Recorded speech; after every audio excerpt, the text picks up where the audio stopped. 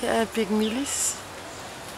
Og så har vi det andet sted, der hedder Bardouche. Lige herinde kan man spise ganske billig mad og bo ret billigt. Og der er en dejlig bar, og det ligger ud til stranden.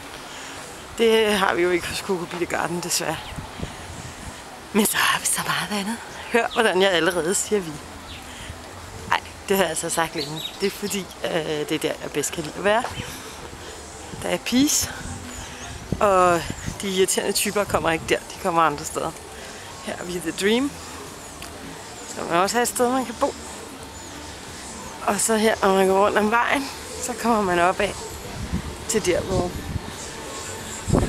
Coco Beach Gardens ligger.